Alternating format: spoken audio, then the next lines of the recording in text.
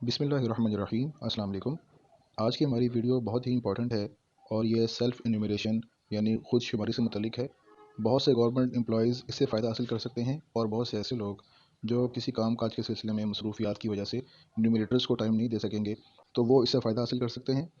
क्योंकि खुद शुमारी एक नया तसव्वुर है जो पाकिस्तान के हर बाशिंदे को ये इख्तियार देता है कि वो मरदमशुमारी में खुद को शुमार कर सकें।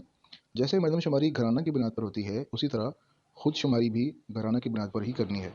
घराने का एक फ़र्द घराने के तमाम अफराद जो इकट्ठे रहते हों और इकट्ठे खाते पीते हों, उनका इंदराज एक घराने के तौर पर करवाएगा। यतीम खाना, हॉस्टल, होटल, मदरसा या दारुल अमान वगैरह इज्तमाही घरानों में शुमार होते हैं। इज्तमाही घरानों ने खुद शुमारी नहीं करवानी, बल्कि इनके पास न्यूमरेटर जाएंगे और मौके पर इनका डाटा दर्ज कर लिया जाएगा। अब इसका प्रोसीजर क्या है, उस पर बात करने से पहले आपसे छोटी सी गुजारिश है कि अगर आप इस चैनल पर नए हैं तो चैनल को सब्सक्राइब कर दें, ताकि इस तरह की बहुत सी मालूमाती वीडियोज़ आप तक बर वक्त पहुँचती रहें। वीडियो पसंद आने पर लाइक भी कीजिएगा।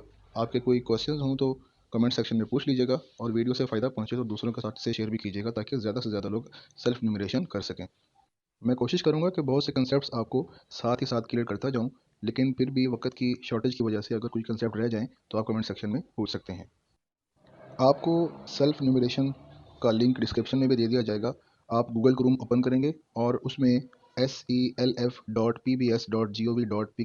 लिख के एंटर कर देंगे, तो आपके सामने सेल्फ न्यूमरेशन का पेज ओपन हो जाएगा। सेल्फ न्यूमरेशन आप 3 मार्च तक कर सकते हैं। इसके लिए आपको इस पे रजिस्टर होने की ज़रूरत है। जो पेज आपके मोबाइल पे ओपन होगा, इसमें रजिस्टर होने के लिए कोई ऑप्शन मौजूद नहीं है, तो आप ऊपर मौजूद 3 डॉट्स पे क्लिक करेंगे और फर्दर ऑप्शंस में से डेस्कटॉप साइट या डेस्कटॉप व्यू वाले ऑप्शन को इनेबल कर लेंगे। तो इस तरह से आपके सामने इंटरफेस आएगा और आपके सामने रजिस्टर और लॉगिन ये 2 ऑप्शन शो हो जाएंगे। ये एंट्री चूँकि घराना के लिहाज से करनी है, तो घराना से मुराद एक या एक से ज़्यादा वो अफराद हैं जो आमतौर पर एक जगह रहते हों और जिनका खाने पीने या दीगर ज़रूरियात की ज़िंदगी का मुश्तरका इंतज़ाम हो। अगर एक शख्स अकेला रहता हो तो वो भी एक घराना शुमार होगा। घराने के अफराद आमतौर पर रिश्तेदार भी हो सकते हैं और इनके साथ रहने वाले दोस्त, नौकर और दूसरे गैर रिश्तेदार भी, जो कम से कम 6 माह या इससे ज़्यादा अरसे के लिए यहाँ पर मुकीम हों या मज़ीद 6 माह रहने का इरादा रखते हों। लेकिन अगर घर में मौजूद नौकर या नौकरानी का अलहदा क्वार्टर है और खाने पीने का अलहदा इंतज़ाम है, इसी तरह रिश्तेदारों या दोस्तों का भी खाने पीने का अलहदा इंतज़ाम है, तो वो एक अलहदा घराना ही तस्वुर होंगे और ऐसे में उनका इंदराज बतौर आम घराना अलग से ही किया जाएगा। अब एक घराने की एंट्री के लिए ऊपर मौजूद रजिस्टर के ऑप्शन पर क्लिक करेंगे, मोबाइल नेटवर्क सेलेक्ट करेंगे, मोबाइल नंबर इंटर करेंगे, पासवर्ड इंटर करना है। पासवर्ड टोटल 8 डिजिट वाला होगा, जिसमें एक अपर लेटर यानी कैपिटल ABC में से कोई एक, स्मॉल ABC में से और एक सिंबल शामिल होगी। उसके बाद नीचे रेजिडेंशियल एड्रेस और फिर लिविंग डिस्ट्रिक्ट आपका जिसमें आप अभी रह रहे हैं, फिर प्रेजेंट लिविंग तहसील सेलेक्ट करेंगे और नीचे इस बॉक्स को मार्क करके आई एम नॉट और अबाउट पे क्लिक कर देंगे और फिर इसको साइन अप कर लेंगे। साइन अप के बाद आपके सामने इस तरह का पेज आ जाएगा और साथ ही आपके दिए गए मोबाइल नंबर पे एक कोड रिसीव होगा 9727 से। वो कोड आपने यहाँ पे इंटर करके कंटिन्यू कर देना है, तो आपका अकाउंट सक्सेसफुली वेरीफाइड हो जाएगा। अब वही मोबाइल नंबर इंटर करते हुए अपना पासवर्ड लगाएंगे, आई एम नॉट और अबाउट पर क्लिक करके आप लॉगिन कर लेंगे। लॉगिन करने के बाद इस तरह का इंटरफेस हमारे सामने आएगा और लेट्स स्टार्ट नाउ पे क्लिक करेंगे। अब यहाँ पे सबसे पहले उस घराने के सरबराह का नाम लिखा जाएगा, नीचे उसकी एज लिखी जाएगी। एज का पॉइंट नोट कर लें, अगर किसी की एज 34 साल 8 माह या 10 माह 20 दिन है, तो चूँकि उसके 35 साल मुकम्मल नहीं हैं, तो आप उसके मुकम्मल साल 34 ही लिखेंगे। इसी तरह अगर कोई बच्चा साल से कम उम्र का होगा, उसके लिए 00 लिखेंगे, और अगर किसी की उम्र 99 साल से ऊपर है तो उसके लिए 99 ही लिखा जाएगा। नीचे मैरिटल स्टेटस लिख के आप सेव मेंबर पर क्लिक कर देंगे, तो आपका एक मेंबर सेव हो जाएगा। इसी तरह से आपने वन बाय वन तमाम अपने घराने के मेम्बरान को इंटर कर लेना है। डाटा एंटर करते हुए आपने रिलेशनशिप विद हेड यानी सरबराह के साथ तल्लुक़ के लिए इस तरतीब का ख्याल रखना है। सरबराह के बाद उसके स्पाउस का नाम, फिर उसके सन या डॉटर का नाम, फिर डॉटर या सन इन लॉ, फिर ग्रैंड सन, और इसी तरतीब से आपने तमाम एंट्रीज़ कर लेनी होगी। तमाम अफराद की एंट्रीज़ के बाद आपके पास राइट साइड पे प्रोग्रेस में 1/2 शो हो रहा होगा, यानी आपने हाफ डाटा एंटर कर लिया है। नेक्स्ट हाफ के लिए जैसे ही आप गो टू नेक्स्ट स्टेप पर क्लिक करेंगे तो आपसे पूछेगा कि कोई फैमिली मेम्बर मजीद ऐड करना है तो कर लें, अगर नहीं करना तो नेक्स्ट के बटन पर क्लिक कर लें। तो वन बाय वन आपके पास इनका डाटा ओपन होता जाएगा, उसी तरतीब से जिस तरतीब से आपने मेंबर्स को ऐड किया था। और यहाँ पर आपने रिलीजन सेलेक्ट करना है, मदर लैंग्वेज। मरदमशुमारी में इससे मुराद वो ज़ुबान है जो एक फ़र्द अपने बचपन के इब्तदाई दिनों में अपने माँ बाप और दूसरे अफराद खाना के साथ बोलता हो। तो एक ही घराने के मुख्तलिफ अफराद की मादरी ज़बान भी मुख्तलिफ हो सकती है। इसे सेलेक्ट करने के बाद नेशनैलिटी सेलेक्ट करेंगे, और उसके बाद एजुकेशन पे आ जाएंगे। इसमें क्या वो लिख पढ़ सकता है, इसके लिए दो ऑप्शन होंगे, येस और नो। अगर आप येस पे क्लिक करते हैं तो फर्दर ऑप्शंस इनरोलमेंट स्टेटस में कि वो अब कहीं पर पढ़ने जा रहा है या पहले पढ़ता रहा है या उसने कभी भी कोई इंस्टीट्यूशन अटेंड नहीं किया। तो तीन ऑप्शंस हैं, इनमें से अगर आप कोई भी सेलेक्ट करेंगे तो फर्दर ऑप्शंस में वो आपसे पूछेगा choose a medium of education, आपका मीडियम क्या है, ऑनलाइन पढ़ते रहे हैं, प्राइवेट पढ़ा है आपने या रेगुलर, और पास्ट एजुकेशनल लेवल आपने कहाँ तक अपनी स्टडी मुकम्मल की हुई है, वो उस फ़र्द के मतलब लिख देनी है आपने। और उसके बाद आप लिखेंगे कि इस शख्स की फील्ड ऑफ एजुकेशन क्या है, तो वो आपने इन ऑप्शंस में से सेलेक्ट करके एंटर कर देनी होगी। ये ऑप्शन है कि जिस शख्स का डाटा एंटर किया जा रहा है गुज़िश्ता 12 माह के दौरान उसने कोई प्रॉफिट, कोई अनपेड बेसिस पे काम किया हो, कोई बिजनेस या कोई जॉब वगैरह की हो, तो इसमें दो ऑप्शन आएंगे, येस और नो का। अगर हम नो पे एंटर करते हैं, क्योंकि बहुत से स्टूडेंट्स और हाउस होल्ड खवातीन जो हैं वो इस मामले में नो के ऑप्शन पे ही जाती हैं, तो नो के ऑप्शन पर क्लिक करने से फर्दर ये ऑप्शन हमारे सामने आएंगे। डिड ही और she search for work, looking for work और doesn't work and did not look for work. तो इसमें से आप किसी पर भी क्लिक कर देंगे तो अगर दो सूरतें बन जाएंगी मजीद। Was available for work, yes और नो का ऑप्शन आएगा, उसमें भी आप नो कर दें। और why not available for work, इसके फर्दर ऑप्शन होंगे कि वो स्टूडेंट है या खातून खाना है वगैरह वगैरह। तो जो ऑप्शन आपको ठीक लगे वो सिलेक्ट कर दीजिएगा।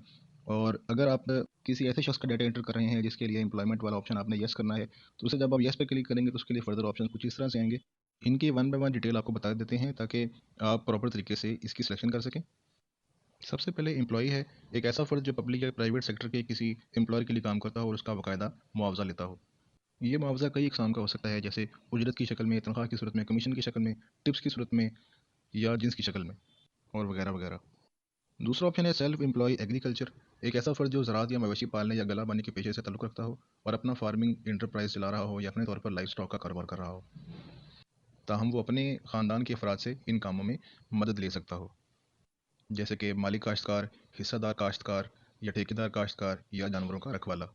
तीसरा ऑप्शन है सेल्फ एम्प्लॉय नॉन एग्रीकल्चर, ऐसा फ़र्द जो अपना ज़ाती गैर ज़रूरी मुआशी इंटरप्राइज चला रहा हो या आज़ादाना पेशे या तिजारत से वाबस्ता हो मगर इसने मुलाजिम ना रखे हों, ताहम अपने ख़ानदान के दूसरे अफराद से मदद ले सकता हो, जैसा कि ज़ाती टैक्सी चलाना, परचून दुकानदारी, दर्जी, धोबी या नाई वगैरह।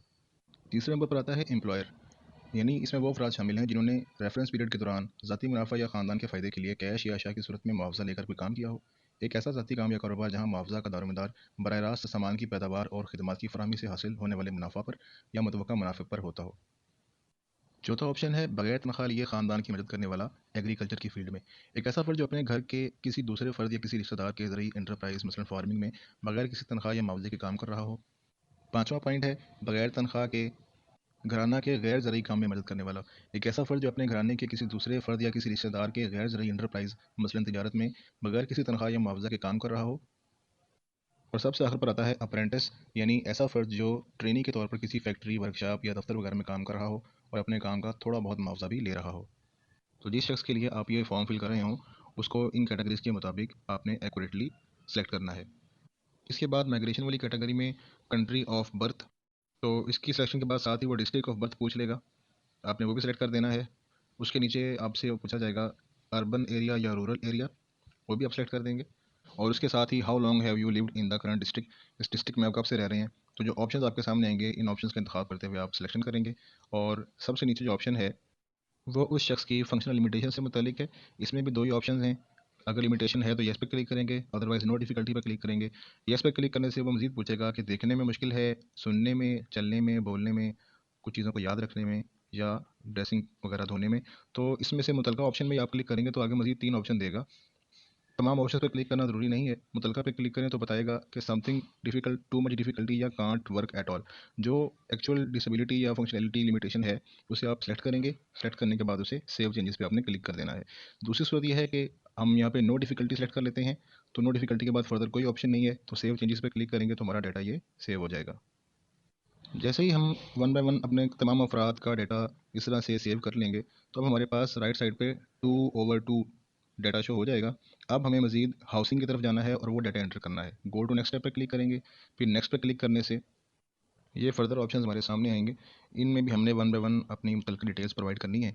सबसे पहले हम देखेंगे घर की रहायशी नौइयत क्या है, अपना ज़ाती है, रेंटेड है, रेंट फ्री है, गवर्नमेंट का दिया हुआ है, नॉन गवर्नमेंट है या कोई और। इसमें जो भी आपका मुतल्लिक़ ऑप्शन है उसे सेलेक्ट कर लेंगे। नेक्स्ट है जेंडर ऑफ होम ओनर, उसकी जिन्स क्या है मालिक मकान की, वो सेलेक्ट करेंगे। आगे नंबर ऑफ़ रूम्स के लिए एक चीज़ आपको बता दूं, कि कमरे से मुराद ऐसी रिहायशी जगह जिसकी छत हो, फर्श से छत तक दीवारें हों, सोने का कमरा, खाने का कमरा, मुताले का कमरा, बच्चों का कमरा वगैरह शामिल है।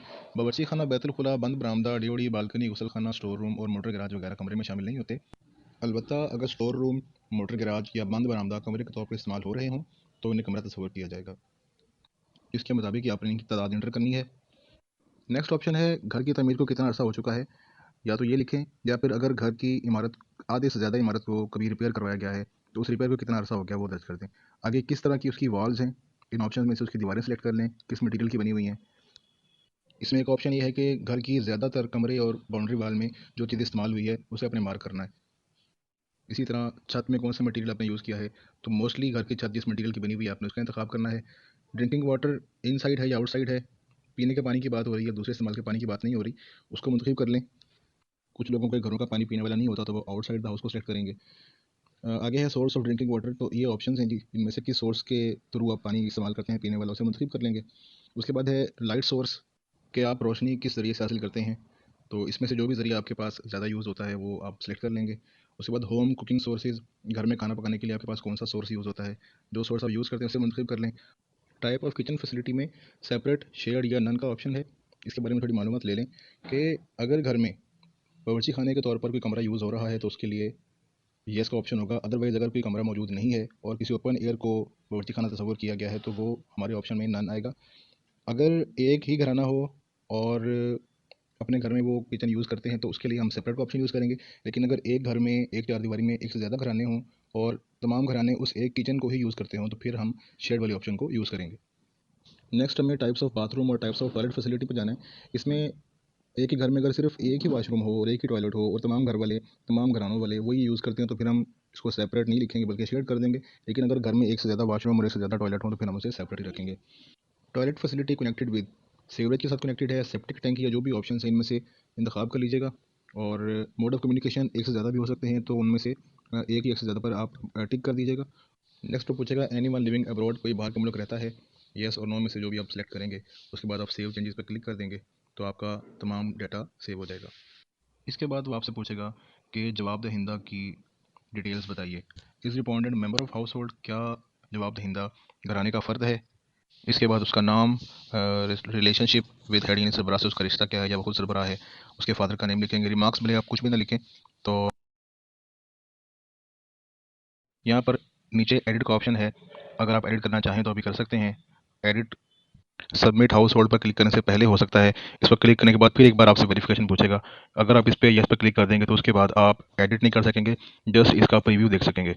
और प्रीव्यू देखने के लिए ऊपर मौजूद 3 लाइन्स पर क्लिक करेंगे तो नीचे ऑप्शन आ जाएगा, उस पर क्लिक करने से आपको डाटा शो होगा लेकिन वो डाटा आप एडिट नहीं कर सकेंगे। इसके साथ ही आपको आपके मोबाइल पे 9727 से एक मैसेज आ जाएगा, जिस मैसेज में आपका स्पेसिफिक यूटीएन कोड होगा।